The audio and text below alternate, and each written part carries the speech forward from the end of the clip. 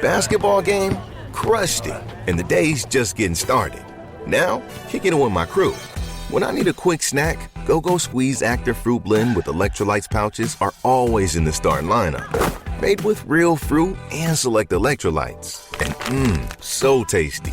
From workouts to hangouts to whatever's next, I go with Go-Go Squeeze Active. Snag yours on your next store run. Available on Amazon. At Arizona State University, we're bringing world-class education from our globally acclaimed faculty to you. Earn your degree from the nation's most innovative university. Online.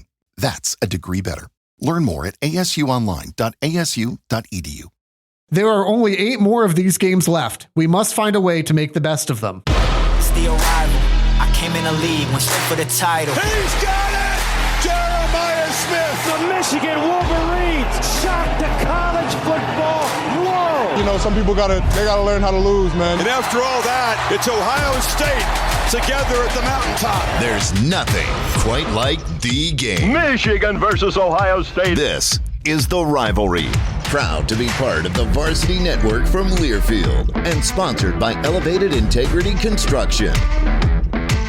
You know, people were upset in our YouTube comments this past week for what we said about Notre Dame. Wait till you hear what we have to say about James Franklin this week. This is the Rivalry Podcast. Jace, JP, Michigan, Ohio State. Garbage-free college football podcast focused on the greatest rivalry in not just college football, but in all of sports. From River Radio Ministries and presented by our good friends at Elevated Integrity Construction. We are on social media. If you are too, at Rival Pod, Twitter, Facebook, Instagram, YouTube, where you can be watching right now. Be sure to rate, review, subscribe wherever you're listening, wherever you're watching. That means the world, helps out the podcast a ton. Small budget podcast, those rates, reviews, subs, those all matter. And if you do want to support the podcast in any other way, rivalpod.com and just click on the support tab. Now, normally, if you've listened to the show before, we do this thing called Wheel Route, and we kind of switched things up last week, and I think I kind of liked how it went. So we're going to do it again. The picker wheel is dead. It is gone. Wow. We didn't even get a chance to talk about it or debate that. Nope, it's gone. It's gone. Executive decision here. However, I will say, if you've got a wheel route question, kind of a subject off Michigan, Ohio State, college football related that you want to talk about, send us a DM, tweet at us at Rival Pod, go to the Facebook group, Instagram, whatever, or leave a comment below on YouTube right now as well. You can do that.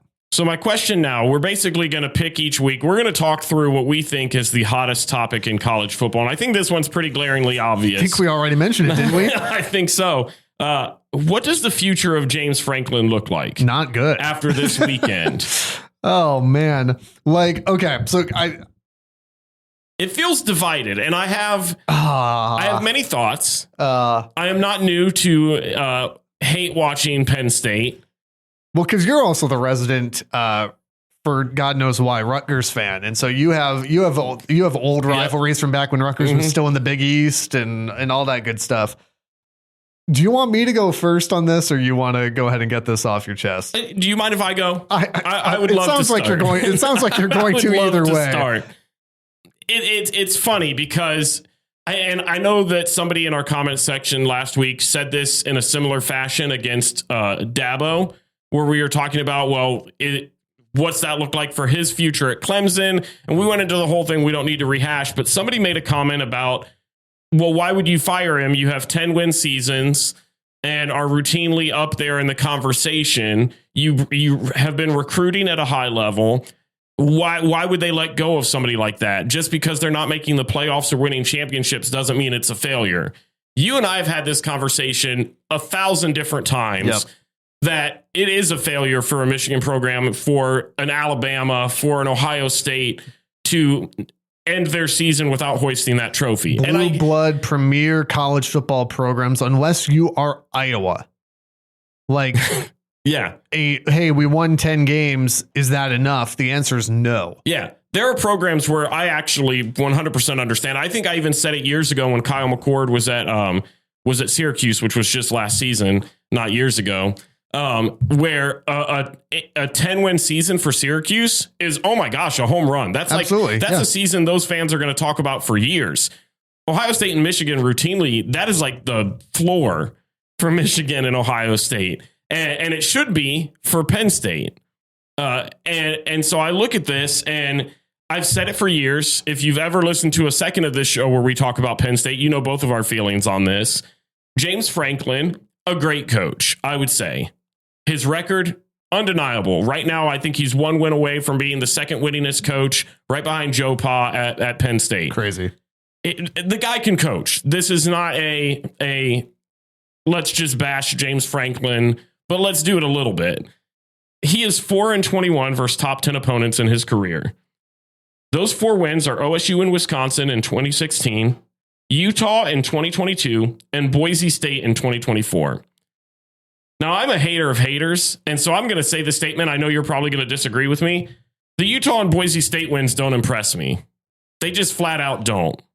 They just don't. They don't move the needle for me. You beat Ohio State, I'll give you credit. You beat Wisconsin when Wisconsin was a really, really good program. And yet at the same time, that 2016 team, now, whether or not they should have made the playoff is debatable, because they absolutely should, and Ohio State got in instead. And I don't think that's a crazy statement to make.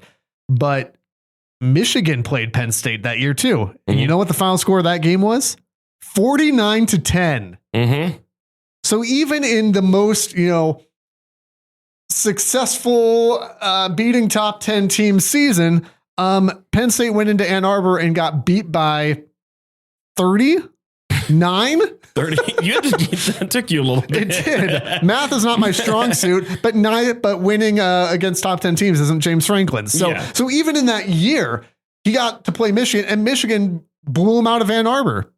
And so I'm looking at that, and I'm going 4-21 versus top 10 opponents, and immediately I go, okay, well let's compare this to a Ryan Day, because that's what people were doing left and right. It seemed like on Twitter, on any social media, that this was being brought up, where they said, well, so you're going to fire a guy that's routinely in the top 10, that is recruiting, has talent on the roster, and you were going to do the same thing with Ryan Day. And here's what I would say to that. Ryan Day, had he lost to Tennessee last year, I'm not 100% sold that he comes back. And I don't think that's a crazy take. I think that was the take after the Michigan loss was he's done. Yeah. He might be done regardless. Well, I think a lot of that was the fan base, which is rightful. For sure. But I think had he lost to Tennessee, then the organization itself would have really sat down and said, okay, we're underperforming now at levels that we just shouldn't be. Yeah. The talent that we're bringing in should be performing way better. And I feel like that's the same way with James Franklin. Last year, I'll give you a little bit of grace. I still thought Ohio State was the better team when they played them. Like, I'm not going to sit here and harp on that. But this year, and I've said it numerous times, even on this podcast, as much as it made me want to throw up, Penn State was one of my favorites to go deep into the playoffs, because I liked the seniority that they brought back. I hoped that Drew, well, I don't even want to say hoped, because I never hoped that I expected that Drew Aller would make that leap, that he would be one of the best quarterbacks in the nation, like he's been hyped up to be. I expected Katron Allen and Nick Singleton to be the best running back duo in the nation. I expected the same Penn State defense that you get year in and year out. And I expected, not that they would necessarily win, but I expected this to be the year that Penn State was a team that you really looked at and you started to worry about. Then I watched them play Oregon. Yeah. We're going into that fourth quarter. That offense had a total of 104 yards. And credit to Oregon's defense. For sure. Oregon is an incredible football team. But if Penn State is going to play at the level that they expect, that is just not going to cut it. So the fact that they came back and forced over and led in overtime, somebody else mentioned, and I fully agree, is the anomaly. What you expect from Penn State moving forward is, oh, we're down 17-3. The fact that they mounted a comeback is kind of the blip on the radar. So I want to go back to the original question, though. What does the future of James Franklin look like? Because at what point do we have the conversation, the hard conversation, if you're a Penn State fan, of, man, he's done so much for us. Yeah. But it's not enough. So here's the comparison that I would make. Because what comes to mind when I continue to hear about James Franklin's struggles is the way that the media talked about Jim Harbaugh, right? So this was somewhere around like middle of 2021, right? So Michigan is going to go on to beat Ohio State to win the Big Ten, whatever, make the playoff.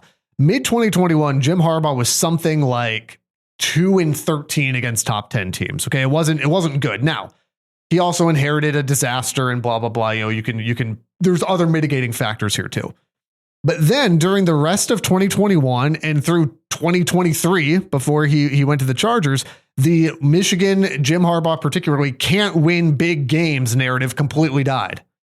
And it wasn't just he finally got the monkey off his back and he had one big win and went, oh, okay, I guess he can. Like, it was consistent, right? Mm-hmm. He beat Ohio State 3 straight, beat Michigan State back-to-back, 3 straight Big Ten championships, 2 college football playoffs, national title. And then you compare that to where Penn State's at. James Franklin was hired before Harbaugh got there, before Harbaugh got to Michigan, now 2 years post, and he still hasn't beat the can't win big games allegations. Mm-hmm. Harbaugh was able to eventually overcome it and then consistently produced in those biggest moments on the biggest stages. James Franklin has not even got to over that hurdle yet. You mentioned it, 4-21 against top 10 teams. And so my question is probably the same as yours and the same as Penn State Nation, which is, if not now, then when is it going to happen? You hit the nail on the head. This was a team built like Michigan in 2023 with so many veterans coming back, like Ohio State last season, to make that national championship run, like Ohio State in 24, whole bunch of senior laden team, whole bunch of seniors coming back to make that national championship run. Mm-hmm. That's how Penn State was built this year. So the question is, and it's the same question I had for Ryan Day after the Michigan loss, which was, here's your roster, the NIL money, the veterans, the whatever, and he still couldn't beat Michigan. If not now, then when? Mm-hmm. That question, by the way, at least as far as Michigan's concerned, the jury is still out on. That's a real thing, despite the postseason success. For James Franklin to now have these seniors come back, to not be able to get over the hump, Penn State doesn't have that many tough games on their schedule.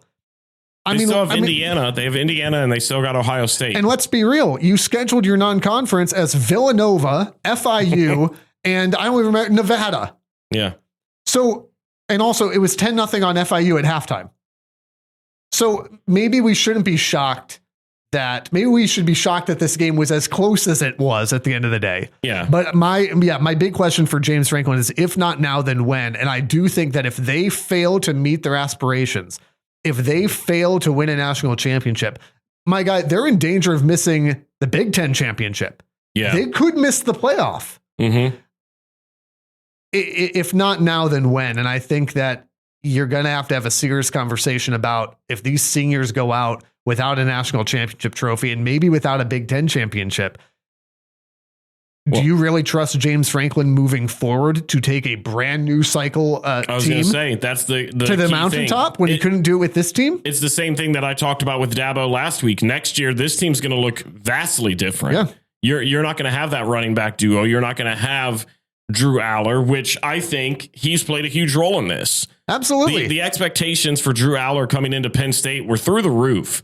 I mean, even back when I can't even remember the last quarter. Sean Clifford, I think. Well, was it Clifford or was it Hackenberg? They're all they all meshed Clifford together. The McSorley, the Hackenberg, we were at the 22 Penn State game, sitting in their atrocious parking lot for an hour and a half, and the broadcast crew was talking through, at this point in the season, because kind of their goals were not in front of them at this point. They lost a couple games, and this was before expanded playoff and blah, blah, blah.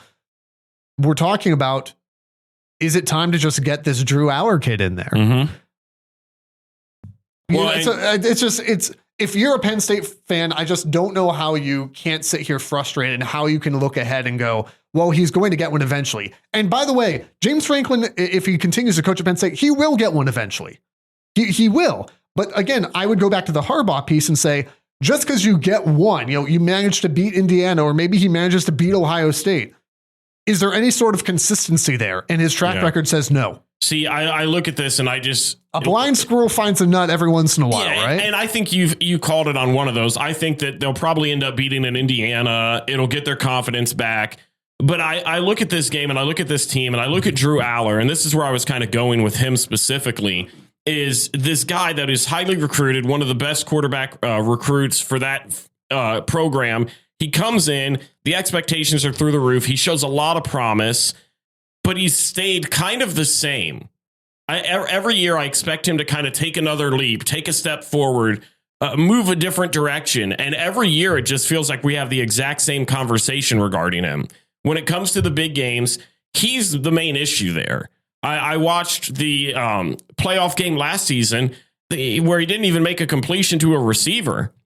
Then you go into the game this past weekend, and up until the fourth quarter, I mean, he was a non-factor all throughout. And then ultimately throws one of the worst picks I've seen. Yeah. I mean, I watched that replay time and time again to see what in the world was Drew Aller seeing that maybe I was missing. And I think that ball gets picked off by 2 or 3 different guys on that route. There was just no reason for him to make that throw. That's not a throw that you can have a senior captain be making. 14 of 25, 137. Yeah, unimpressive. Not unimpressive. Good. Not good. Yeah, Penn State is in a world of trouble, and we're obviously not previewing the Ohio State game coming up, but there's time between now and then. But Penn State has no mulligans here, right? Mm-hmm. I mean, Penn State cannot afford to drop another football game because their schedule is just not difficult enough to afford them 2 losses. That's what I was going to say. If they lose to a random team and then somehow were to beat Indiana and Ohio State, which won't happen. But should they have do something like that, I still don't see them getting in at this point. They're going to walk in there with 2 losses, and they're going to be to 2 of their biggest games, and their schedule's just not up for it. The good news for them is they get UCLA this weekend. So that'll UCLA cures a world of hurt. UCLA has the chance to do the funniest thing in the world, and I hope they do. They won't, but I hope they do. Let's talk about Michigan, Ohio State here. Let's talk about Ohio State first, going on the road to Washington, coming away from Seattle with a win. And I'll say this. You said last episode that the 2 longest home winning streaks in the country were going to end this weekend. Mm-hmm. And they did. Mm-hmm. Obviously, Alabama beats Georgia between the hedges, which you did pick. And you made fun of me. I did. And I also took Washington in this game, and that just did not happen. I'll let you go here, but I will say this right off the bat. I was genuinely impressed by Ohio State's defensive performance in this game. I thought that between Damon Williams and Jonah Coleman, Denzel Boston, I thought that would be too much for Ohio State's defense, and it just wasn't. Mm-hmm. They played very sound football. I thought Caden Curry was fantastic, and they just I thought a mobile quarterback might give him trouble, and Damon Williams just could not get anything going. And so shout out guys like Arvell Reese playing the spy position and stuff, and it was a very good performance from Ohio. Not perfect. I've got many issues with this team. Of course. I expect nothing less for you to nitpick. The Rivalry Podcast, where we just agree on everything. That's fun. People want to download that. But I thought I'll start by just saying I thought the defense played a really, really good game, and I was surprised and impressed by that. Yeah, I think we can start there. The defensive performance was spectacular. I mean, the defensive line, which was one of the biggest question marks, you and I have talked about it numerous times. Mostly with the depth. I feel like the starting rotation we are kind of fine with, but it was the depth piece of things. But yeah, you mentioned 2 names off the bat. Caden Curry, 11 tackles, 9 solo, 3 sacks, 5 TFLs. Hayden McDonald, 7 tackles, 4 solo, 2 sacks, 3 tackles for losses. They had 6 sacks total as a team. They held running back Jonah Coleman to 70 yards total on the ground. They held a dynamic Washington offense who averaged 530 plus yards a game and were just torching defenses to just 234 yards total. Yeah. And what's crazy is, and I know that we've talked about this and we both hate doing it, the game was 24-6. I think Ohio State leading into the day were like 7.5 point favorites, somewhere along like the 6 to 8 range. So they exceeded that. They felt post first quarter in complete dominance of this game. There were times and there were key moments in this game. The very first one being the very initial drive, which is one of the things that I would nitpick. You go down, you go to Washington's 5-yard line, and you fail to get anything out of it. A turnover on downs. The play calling there, and I talked about it on Twitter if you want to follow us at Rival Pod. I don't understand the play calling there. They ran it with CJ Donaldson to the left side of the line. And to me, it was already like 4th and a half yard. Get your biggest body guy in there. And this, I'm not an X's and O's guy. We've said it numerous times. Yeah, don't come here if you want to hear that. You're here for vibes. That's it. Yeah, if you want to hear just ridiculous hot takes, you are in the right place. On your guy. Yep. I don't think it's hard football to go out there and say, okay, let me get the biggest body guy I got, get low. I'm going to trust my line can push Washington's line a half a yard, and I'm going to tell my running back to fall forward. I'm going to pick it up, and we're going to just do the same thing. You see it with Philadelphia in the NFL, the tush push. I would have even been fine going and putting a Lincoln I was just going to say, like, why don't you give it to Keenholz and say, hey, just go like that, stretch the football out. Something. Yeah. I mean, I would have been fine. They ran that a few times with Devin Brown when he was at Ohio State. Well, we call it the Tate Martell package, right? For sure. You go ahead and that's a deep cut. You're welcome. But you go and you do something like that. You pick up that, and it was just one of those things. You saw it bring its head around against Ohio, where the red zone just seemed to struggle. Yep. You saw it again to start this game, and it was frustrating. Then they managed to stop Washington. Brandon Inniss, who has been kind of lackluster as a punt returner, I feel like the potential has been there and he's never really lived up to it. Gets maybe the best return of his career, brings it all the way to Washington's 21-yard line, and then fumbles it away. Yeah. Gives it right back to him. You had 2 chances on your very first 2 drives, I guess, if you want to consider that a drive. They didn't touch the field, but 2 chances right away to be up potentially 10 to 14 to nothing. I mean, the chance was there to break that game wide open from the start, and they just let Washington kind of hang around. Another thing that I put in here was closer to the end of the game, where Edric Houston, and you and I talked about this. I was going to say, I was wondering if you'd bring this up. And I'm going to talk about the nitpicky stuff first, because I feel like you'll have some of the same notes, and then I want to share some of the things that I thought were positives. So you go in, Edric Houston, it's a 17-6 game. There's 10 minutes to go. You get a huge 3rd down stop. I forget who it was that got the sack. Maybe it was McDonald again, that goes in there, gets a huge sack on Damon Williams to basically force them to punt, because it would have been 4th and 10 plus at that point. And instead, you get a 15-yard unsportsmanlike conduct penalty that immediately gives them a 1st down and then allows them to continue the drive. Things like that just can't happen in a game of that magnitude. Yeah. I told you, it reminded me of Michigan against Nebraska, where, Michigan had a chance to really slam the door on Nebraska, and Brandon Hillman decides to taunt the sideline for God knows why. And for Michigan, that completely changed the rest of the game. You guys didn't end up giving any points off that drive. Michigan ended up giving up, it might have been a field goal, but still, it made that a game where Michigan was up 10, about to get the ball and was about to slam the door, and you'd make a just boneheaded play like that.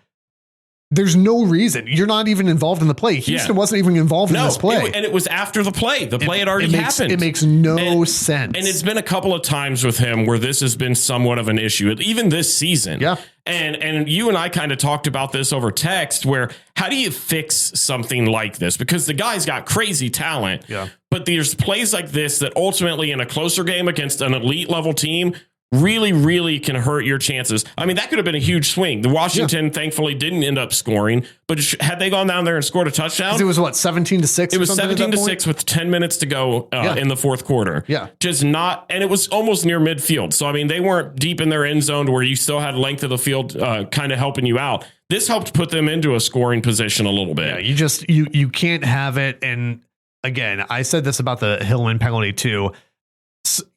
Sure, some of it can be on coaching, but also some of it is just the player's responsibility, right? And there's some stuff that I don't know you can coach. I don't think that, Ryan Day, for all my issues with him, is out there going, hey, why don't you take a personal foul penalty here? I don't think Wink Martindale's going, hey, why don't you taunt the sideline after this play? You weren't involved, but let's just see what happens.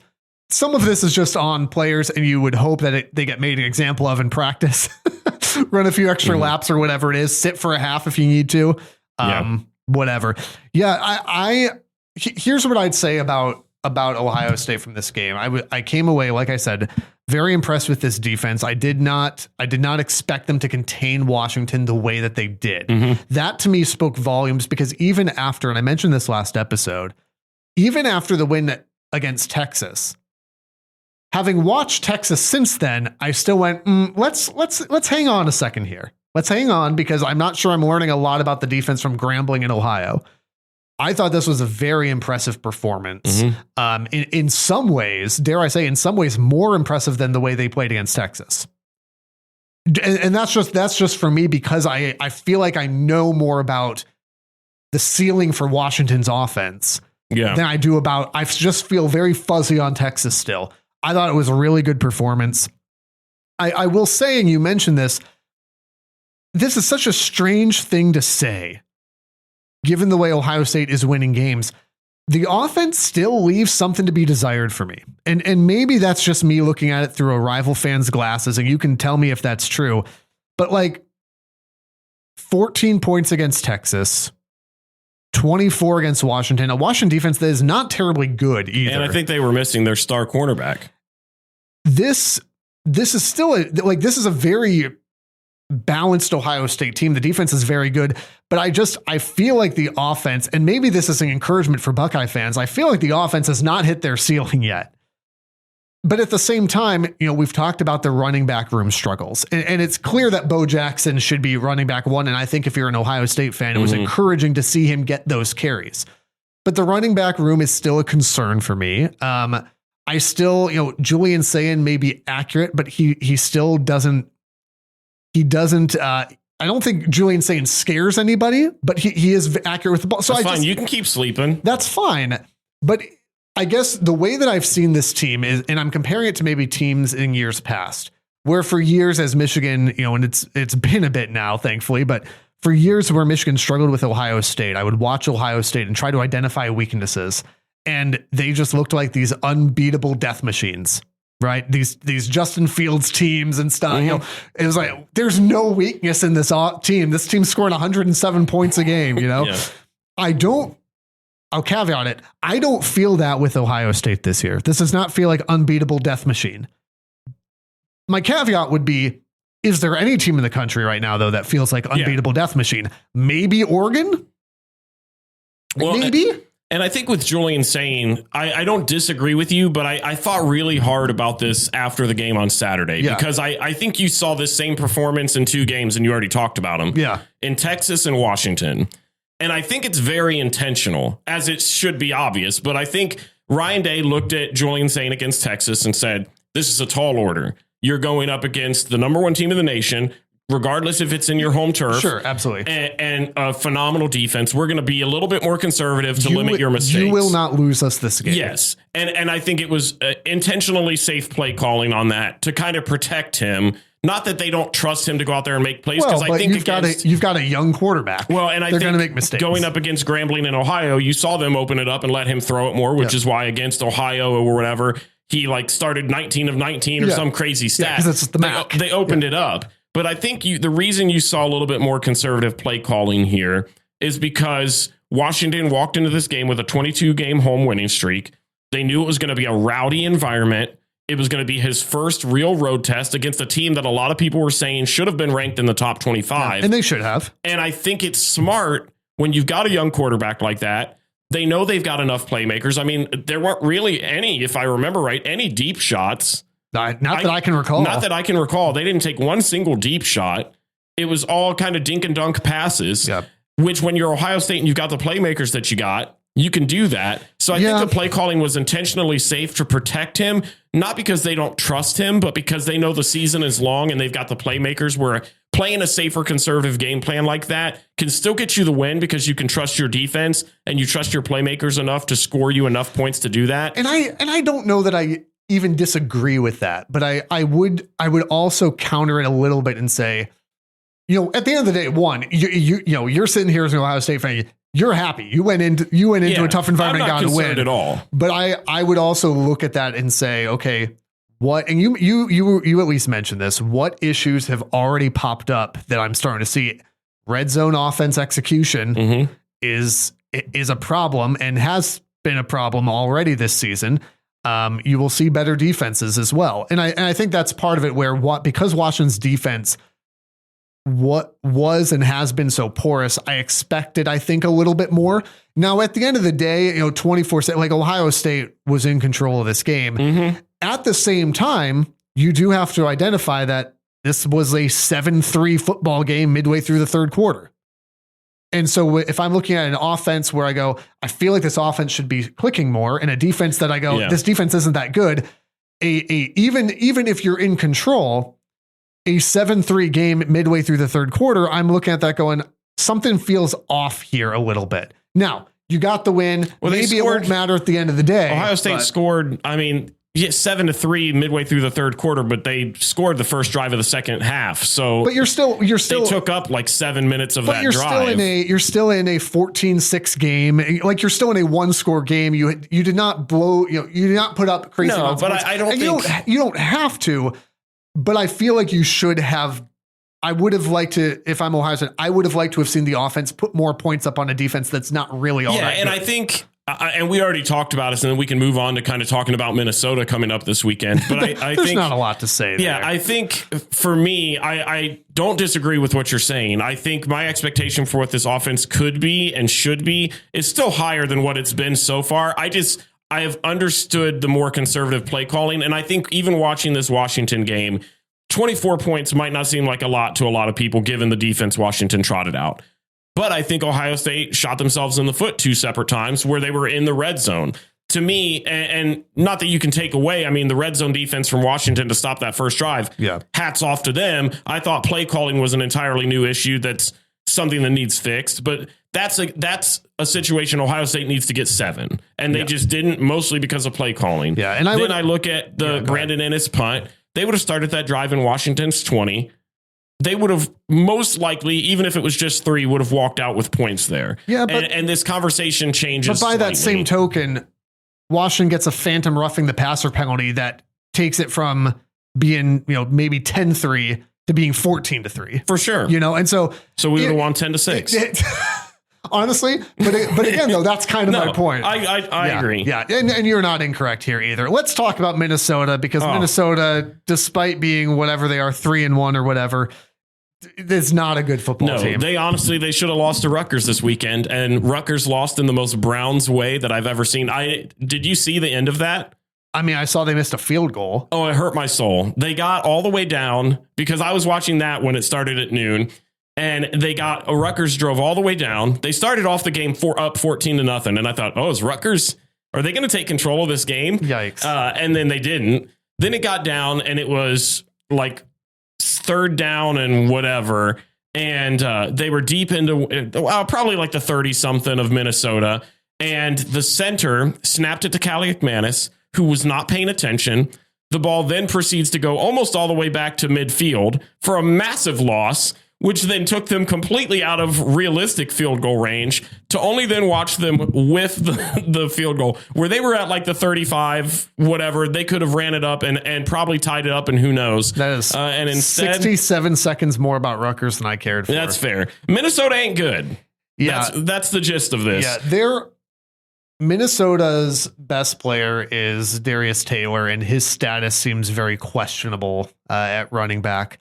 I've been impressed by Drake Lindsay, freshman quarterback. He's put up some really good numbers so far. He's playing well, but at the same time, you've got to believe that he is not going to significantly threaten this Ohio State defense. For all the conversation I just had about Ohio State's offense, the defense is really good. I'm not going to be around the bush. I don't see a way. I don't see a path for Minnesota here. Maybe they can hang on to the ball for a very long time, but I just they're going to have it a lot. I just don't see it. Ohio State are 3 touchdown favorites at home. The last time they lost a game as a 3 touchdown favorite at home was November. We don't need to visit that. Was November and not that long ago. This will not be that, by the way. What's your score prediction? 38-9. 9? That's the most obscure. I know that it's realistic. I see Minnesota kicking. I see PJ Fleck kicking 3 sad field. One early in the game. You think they get down far enough to kick field goal 3 times? I think Minnesota kicks a field goal early because they're like, we got to take the points here. We're in this. And then they kick another one kind of partway through the game. You go, okay, well, I guess it's now an 18-point game. I guess that helps. And then they kick a sad one somewhere else. Here's where I think this game is interesting. That's it. That's my thought. This Minnesota team was in a fight with Buffalo up until the fourth quarter. It was like a 10-10 ball game. Yeah. It was 16-10 in the fourth quarter at home. They lost to Cal by 13, and they were just in a dogfight against Rutgers this past weekend. Yeah. The strength of this team is not the offense. It is the defense. They're currently ranking third in the Big Ten, right behind Indiana and Ohio State. What I think is interesting, though, is that this Minnesota defense is only allowing 65 yards per carry on the ground. For a side of the ball that Ohio State struggles on, it's running the ball. Now, I think Bo Jackson helps add an element to that. And this is not me trying to talk anyway into this being Minnesota having a big game. That is, but they're legit. Only allowing 65 yards per game. So that's what I'm going to be looking for is, okay, on paper, this seems like a good run defense. How can we stack up against this? Can Bo Jackson continue the success that he had against Washington? I expect that to happen. I think he showcased what I've been harping on basically since preseason here. That Bo Jackson should be running back one. I agree. I've been impressed with Drake Lindsey so far this season, but also I'm taking into account the competition he played. This Rutgers defense is trash. They gave up a ton of yards and 40-something points to Iowa. So his game against Rutgers doesn't impress me. He struggled against Buffalo. And they lost to Cal, where they only scored 13 points or 14 points. Songa Politele threw for like 350 or something against them. I mean, they struggled with that. And so as good as that run defense is, some of that hides behind the fact that Cal threw the ball a ton on them. And if you're going to have to, this is not rocket science, right? If you're going to have to account for Jeremiah Smith, that opens up a whole lot of other stuff, right? Yeah, I don't see... If Minnesota, I'll say this: if Minnesota could get Darius Taylor back, and maybe they can string together some longer possessions, maybe it stays a little bit interesting. I don't see a realistic world where Minnesota hangs with them. I don't either. I got this one: 42 Ohio State, 10 Minnesota. I think they get a last, like we've already seen Lincoln Kineholtz in there. Maybe honestly, maybe even Tavian St. Clair. You never know. Playing time. And the Golden Gophers go down and they get one sad touchdown at the end of the game. Okay. So Ohio State's going to pretty much take care of business. You don't have to stay up till too late. This is a primetime game. Is this on Peacock or is this just NBC? Man, that's a good question. I think it's NBC. I think you're right. I think you're right. Okay, great. Fantastic. In any case, maybe you feel a little bit like James Franklin and Penn State, where you're trying to build like a champion, but you might not know how to execute it. Because you have Drew Aller at quarterback. Aaron and the team at Elevated Integrity Construction have a winning pedigree, a team of All-Americans, a juggernaut of the industry, and a dynasty of championship builders. If you have a home, church, or business build, go with the folks with integrity right there in their name. ElevatedIntegrity.com. We are also proud members again this year of the Varsity Network from our friends over at Learfield. The Varsity Network is the must-have app if you call yourself a college football fan, which hopefully you do if you're listening to this podcast. Live broadcasts, on-demand podcasts just like The Rivalry, free to download. Find the Varsity Network in your app store and be sure to search for The Rivalry Podcast. Also very excited this year. Proud partners with our friends at Homage. If you are watching on YouTube today, I am wearing the Detroit Lions Homage tee because they beat the Browns this weekend. Who doesn't? Except the Packers. And again, much appreciated from the NFC North. Since 2007, Homage has been helping fans pay homage to the people, places, teams, and moments that matter most to them with quality craftsmanship, elite storytelling, and trademarked legendary comfort. In the show notes below on YouTube or in your favorite podcast app where you're listening right now, you can get yourself something from Homage. There's a link there. Softest t-shirts, crew necks, hoodies, whatever that you will ever own. When you buy it, not only can you rep Ohio State or the Lions or whoever, but you will also support the podcast. So thank you for considering doing that. If you do want to get your own custom Rival Pod merch, rivalpod.com, just click on support. Or if you want to throw $3.50 our way, Tree Fitty, you can do that as well. Tree Fitty. You can do that as well. Rivalpod.com, small budget podcast. So that does help a ton. Can I just ask you a question? Because it's a podcast. Michigan was on a bye this week. How nice was it to just be able to enjoy the great slate of games that we had? Absolutely and just incredible. Have no stress. That's how I felt last week, and it was beautiful. I mean, this was one of the premier weekends of college football. It was fantastic. It lived up to the hype. It was really, really good. it was fantastic. Like if I could have handpicked a bye week, that was the one. And so that was nice. It is also nice though to get your team back on the field in what should be, let's be honest, this should not be a terribly stressful game. It for should me. not be. Now, and again, I always hate going into a game where I go, oh yeah, this should be relaxing. Like there's somewhere it's going to happen, right? You play Central Michigan, you play Grambling, you play Ohio, you go, okay, this will be fine. But when you play a Big Ten game, you never feel good about like even Minnesota for you guys this week. I feel like Wisconsin, Minnesota cut from a very similar cloth, right? Not just because they both play for Paul Bunyan's Axe, but it feels very much like, all right, we're a better team. But there's that little nagging voice in the back of your head that goes, but what if you suck? And it's like, I hate that voice. My worst enemy. I know. But anyway, I think this should be fine. Here's the vibe, because I need to paint a picture. If you haven't watched Wisconsin football this year, you haven't missed anything. Here's the vibe coming out of Wisconsin. These are actual bona fide headlines. Oh, I can't wait. From the Wisconsin Beat, followed by a quote from one of those articles. And I want this to paint the picture from inside Madison. Here are the headlines. There really aren't any positives from week 4. What is the biggest worry? Is Luke Fickell the right guy? Do we have an identity? How many more games will the Badgers win? Do Badger fans have the right to boo at home? And something called panic meter. The quote that I'd like to give you from one of those articles is, quote, there are only 8 more of these games left. We must find a way to make the best of them. Sounds like me with every Brown season ever. So in case you were wondering if Wisconsin might be on the right track, the answer is okay. The answer is are no. They all right?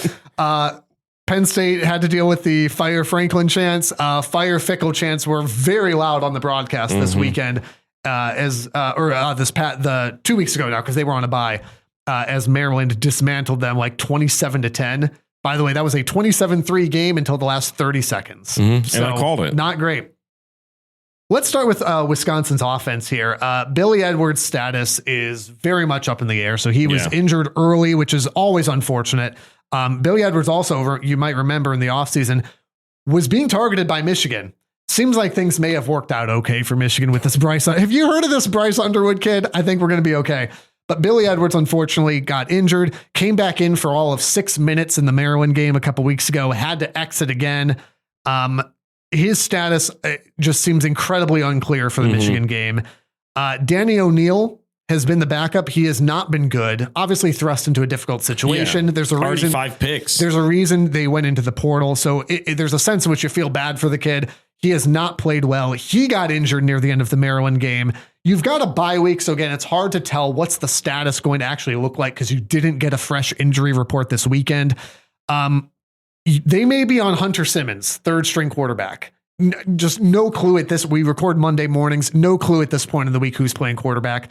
Nobody has been fantastic for Wisconsin. Obviously, Billy Edwards is the best case scenario for the Badgers. Jaden Ballard is on this team.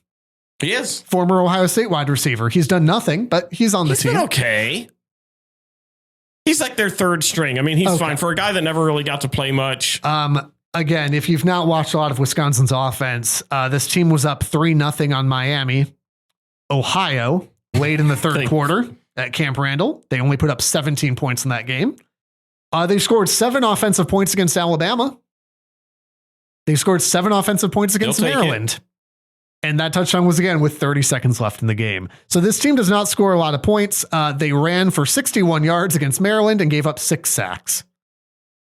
So they're number 5 in time of possession. Because they get it a lot. They get scored on a bunch. Their offense is ranked 109th in the country, a worse offense than Iowa, Central Michigan, and Kennesaw State. So if you like a summary of what does Wisconsin need to do to win this football game, be a different football team. Pay another team to wear your uniforms for you. In all seriousness, though, like if Wisconsin, because just like with Minnesota, like listen, any team can beat any team on any given Saturday. Okay, that's the reality. Again, ask Michigan about the Ohio State game, right? Very inept offense, found a way to win. Wisconsin will have to take the New Mexico game plan from week 1 against Michigan, right? New Mexico had these massive long drives. Yes, we had the ref show, all that. Yes, that's true. But New Mexico in the middle frame had fantastic time of possession against Michigan. And it was a lot of just like this dink and dunk type stuff because they couldn't protect the quarterback. If you're Wisconsin, that is your path. Time of possession, you've been very good at somehow. And the quick dink and dunk stuff to fend off, Derek Moore and Jayshawn Barham. That's going to be your bread and butter, whoever's that quarterback. Any of those quarterbacks should be able to just turn and just dunk the ball off and get 3-4 yards.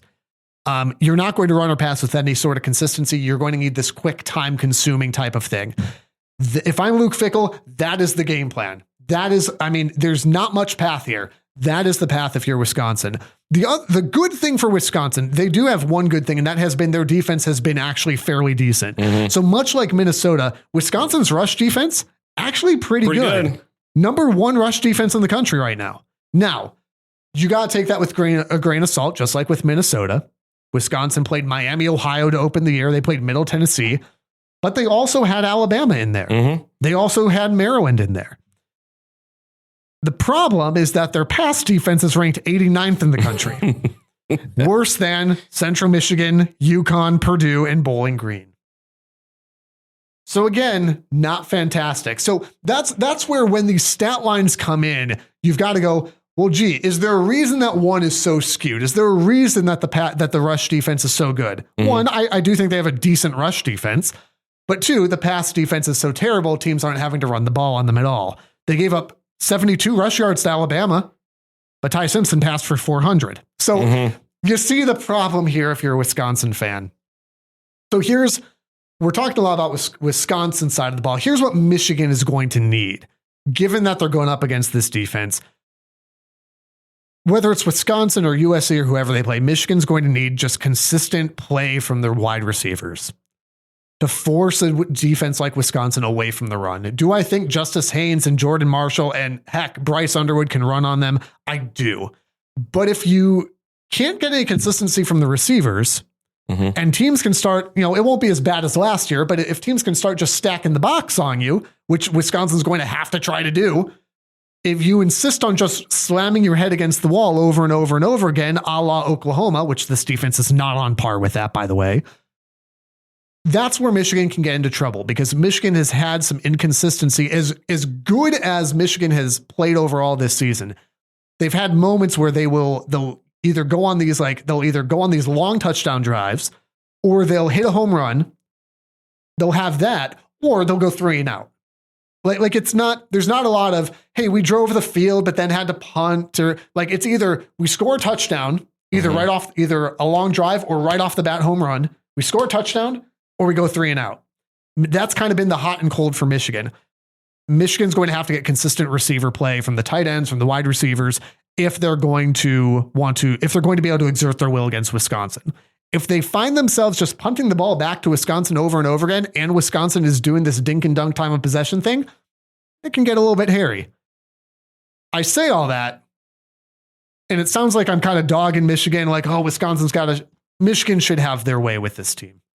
Correct me if I'm wrong from the Ohio State side here. I do not see a way that Michigan doesn't win this game and win this game by 3 scores. We'll see. 31-13. Yeah, I'll give Wisconsin a touchdown. Probably garbage time because Michigan will be playing 4th stringers. Yeah. I'll give them a couple sad field goals. They'll score 31 points, then they'll get Bryce Underwood the heck out of there. See, and I think there are some interesting things. You've already kind of touched on some of them.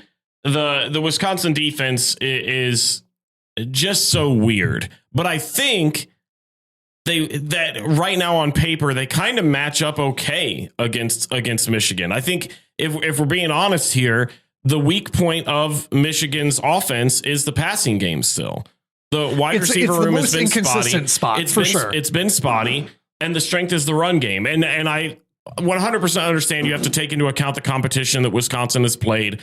I think Haynes and I think Marshall is going to go out there. Jordan Marshall is going to go out there, and they're going to be able to run the ball better than what you've seen people run the ball against that. But I did the same thing. I started looking, okay, have they played anything close to a Michigan that's comparable? And I looked at Alabama. Maryland, maybe, but I went more towards the Alabama side, and I said, okay, Ty Simpson threw for 382. They rushed for 72. So Wisconsin, I do think, has a solid run defense. I think Michigan's run game is better than Bama's. Yep. And I don't know what to make of their passing offense. So I look at this and I go, yeah, tie through for 382. But do I feel like Underwood and Michigan can do the same? Maybe. Yeah, we'll see. Maybe. We'll see. And so if I'm a Michigan guy looking at this game, I'm wanting to see, okay, can we establish the ground game early? And then this is the game where you need to answer that question. Where you need to be Donovan McCulley, Samaj Morgan, and you've got to answer the question of, okay, who's going to step up? Who's going to be the true number one guy, which I think right now has been McCulley. It's clearly McCulley. It's got to be McCulley. But he's got to have support. It's still been too inconsistent. So that's the thing that I'm going to be watching for is I still don't think this game is close.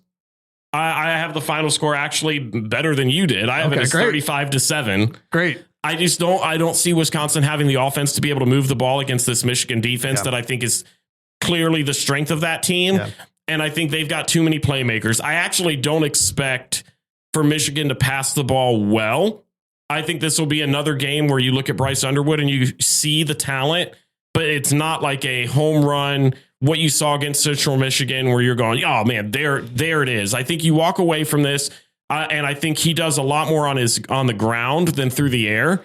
Yeah. And I think Michigan outrushes Wisconsin just by a three-headed monster of Underwood, Haynes, and then Marshall.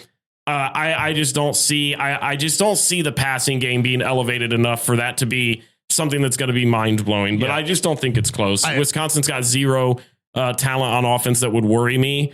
I think the edge defenders for Michigan are going to cause trouble. And that's the thing too, is that even if the Michigan offense battles some inconsistencies in this game, because again, let's remember, this is a true freshman at quarterback. You are probably going to have some inconsistencies. Even in that hot quote, either it's touchdown or 3 and out. The defense is so suffocating for Michigan. The offense is going to get enough chances that even, and I'm not saying that there will, but even if there's some struggle there, it's going to hit.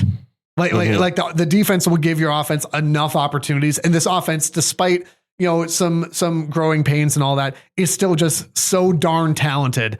It's going to hit. And Michigan's run game, even if there is struggle early, again, there may not be, there may not be, but even if there is, you saw this even against the way Michigan played in Nebraska, where they just wore them down, traditional Michigan style. Now, Michigan's offense is far more dynamic and more JJ McCarthy-ish than it's been in years prior, right? Mm-hmm. It's not just, well, we're only going to run the ball, but Michigan still is going to be able to wear down teams. I think this is a very important game. I'm with you. I think the passing game, as much as Michigan's going to want to run the ball, because that is still the identity, I'd love to see a successful passing game here, because you've got USC coming up next weekend. And I'm not trying to look ahead, but if I can just look ahead for a second here. Well, and who knows what they even look like now. That USC game, despite the loss to Illinois and how crazy that was, USC's got a darn good offense. Mm-hmm. And if Michigan needs to match points, they're going to have a successful, consistent passing game. So we'll put that on the back burner for right now. I've got 31-13. You've got 35-7. I think at the end of the day, we both agree Michigan should be able to control this game in some degree, in some way, shape, or form, to varying degrees, but should be in complete control. Let's go ahead and take some college football pick'em. This was not good last week. Can we just acknowledge right now? I did decent. You did good. I made some statements last week, which this is why I still need to apologize to you. This is why I don't pick with, usually I'm the more like, I'm like fairly, like, and we both are, like, usually I'm fairly logical and like, okay, let's think through this rationally. And last week, I don't know what coffee I had. You were going off vibes and I was here for it. I picked Washington. That didn't work out. I said Oregon would wipe the floor with Penn State. That wasn't actually far off from happening, but it did not happen. Probably the most egregious one was I said some things about Arkansas and Notre Dame. We need to put this at like half mast or something. How do you hold a helmet at half mast? I was asking. I don't know. Maybe. So if you're watching on YouTube, the Arkansas helmet's upside down now because it's a distress signal. Because I said, hey, I think Arkansas is dangerous. I think that they're going to beat Notre Dame in Fayetteville. You don't want to mess with the Hogs. And not only did Notre Dame beat them 56-13, but Arkansas then fired Sam Pittman. So you can't get much more wrong than that. Will that stop me this week? I hope not. I'm back at it, boys. The Hogs are not. The Hogs are in trouble. It's unfortunate. All right. Here's some of the big games coming up this weekend. By the way, before we do that, would be remiss to not to mention, we will be in Ann Arbor for Wisconsin, Michigan. This is the first trip up to Ann Arbor this year. Super pumped about that. So be sure you're following on social media at Rival Pod. National games this week. These first two here are probably the most fascinating games for me this whole weekend. Texas at Florida. Texas 7.5 point favorites in this game. Obviously a ton of questions about what's going on in Florida, but also you could say the same thing about Texas. Florida desperately needs this football game. Billy Napier desperately needs this game.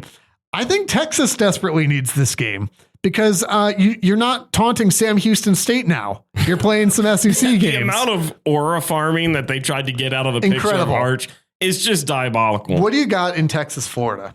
I've got Texas still. I'm still high on them. I think it's fair to have your questions and concerns, but I trust that Arch and his team would get it figured out after the Ohio State lost.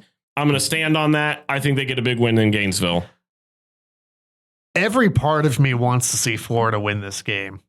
I don't see it happening. Yeah. I think it's too easy to, and I think understandably so, to point at Texas and go, what is happening over here?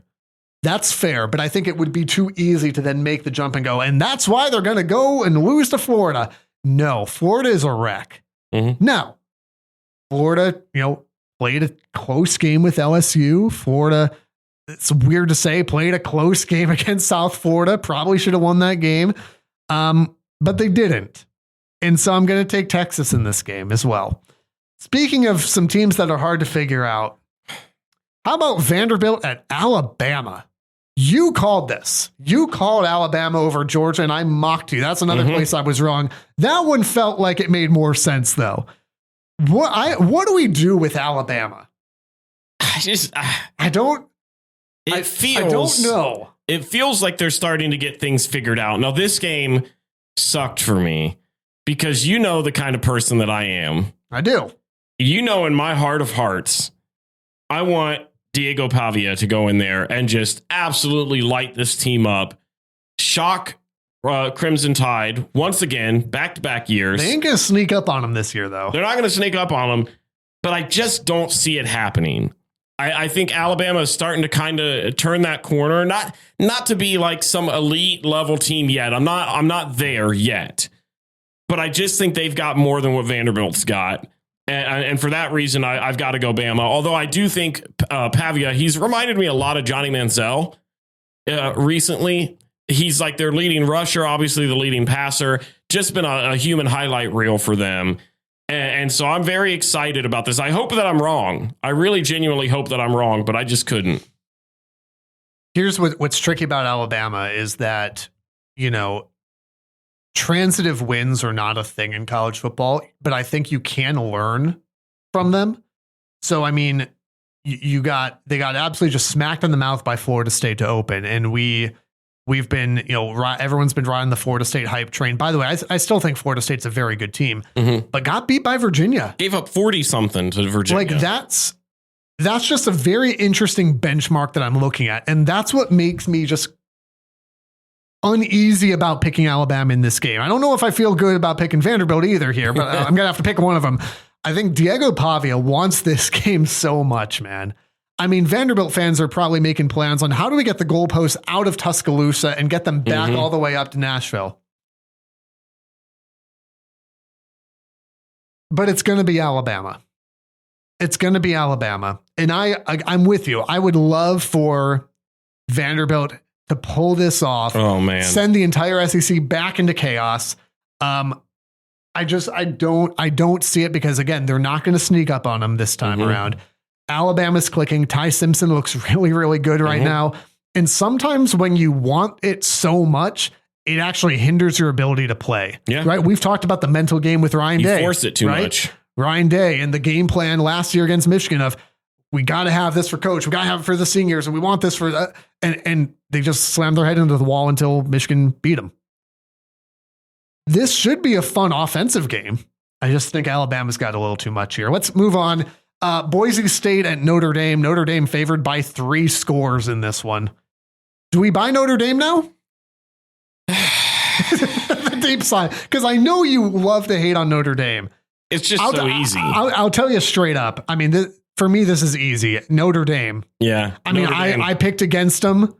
I don't feel like Boise State has got, this isn't 2024 Boise State. Thanks, by the way, Ashton Genty, for finally showing up for my fantasy team. I appreciate that. Boise State does not have it. They have to have it if they want to get that G5 playoff spot.